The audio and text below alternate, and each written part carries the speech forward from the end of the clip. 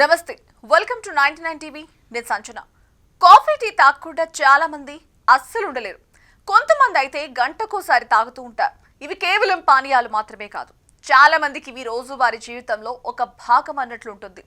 రోజు ఉదయం మొదలయ్యే సమయంలో చాలా మందికి కాఫీ టీ ఒక ఉత్సాహం మేల్కొల్పే శక్తిగా ఇది పనిచేస్తోంది కళ్ళలో నిద్రపోయి ఉంటే మనసు పనిలోకి రావడానికి కెఫెన్ సహాయం చేస్తోంది ఇది చిన్న మోతాదులో మానసిక చురుకుదనాన్ని పెంచుతుంది అందుకే ఉదయం కప్పు టీ లేదంటే కాఫీ లేకుంటే రోజు సరిగ్గా మొదలైనట్టు అనిపించదు చాలా మందికి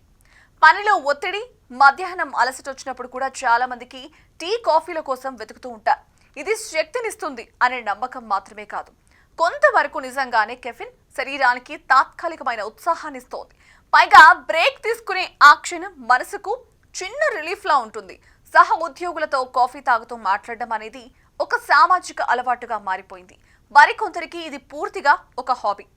ప్రత్యేక రకాల కాఫీ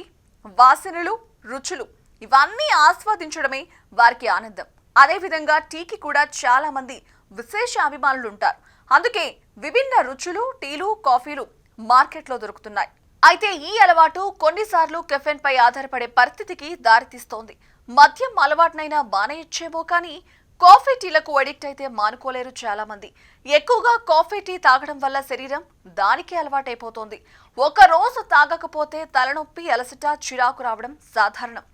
సరైన మోతాదులో తాగితే కాఫీ టీ హాని చేయవు కానీ రోజుకు 3 నుంచి 4 కప్పుల కన్నా ఎక్కువైతే నిద్రలోపం హార్ట్ బీట్ వేగంగా ఉండడం ఆందోళన పెరగడం వంటి సమస్యలు వస్తాయి అందువల్ల అలవాటును నియంత్రణలో ఉంచడం అవసరం కాఫీలో ఉండే కెఫెన్ మోతాదు టీలో కంటే ఎక్కువ ఒక కప్పు కాఫీలో సాధారణంగా 80 నుంచి 120 మిల్లీగ్రాముల కెఫెన్ ఉంటే టీలో 20 నుంచి 60 మిల్లీగ్రాముల వరకు మాత్రమే ఉంటుంది కాఫీ టీ ఈ రెండు శరీరానికి శక్తిని అందించే పానీయాలు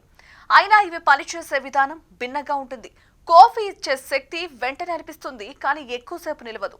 టీలో ఉండే పదార్థాలు శక్తిని మెల్లగా విడుదల చేసే విధంగా పనిచేస్తాయి అందుకే చదువుకోవడం ఆలోచన అవసరమైన పనులు చేయడం వంటి సందర్భాల్లో టీ ఎక్కువసార్లు మంచి ఫలితాన్నిస్తుంది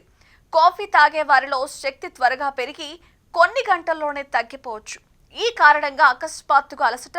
శక్తి తగ్గిపోయిన భావన రావచ్చు టీలో ఉండే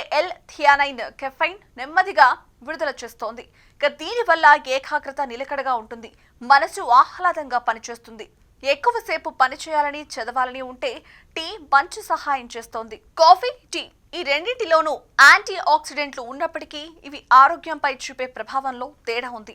కాఫీ జీవనక్రియను వేగవంతం చేస్తుంది శారీరక పనితీరును మెరుగుపరుస్తుంది ఇక డోపమైన్ విడుదలతో మానసికంగా ఉత్సాహం పెరుగుతుంది టీ మాత్రం ఒత్తిడిని తగ్గిస్తూ మెదడు ఆరోగ్యానికి మద్దతిస్తుంది టీలోని ప్రశాంతత శక్తిని స్థిరంగా ఉంచడంలో దోహదపడుతుంది కాఫీ లేదా టీ వీటిలో ఏది మంచిదన్నది మీ శరీరం ఎలా స్పందిస్తుందో మీ దినచర్య ఎలా ఉందో అనే దాని మీద ఆధారపడి ఉంటుంది మొత్తంగా కాఫీ బలమైన శక్తినిస్తే టీ స్థిరమైన శక్తిని అందించే పానీయమని నిపుణులు చెప్తున్నారు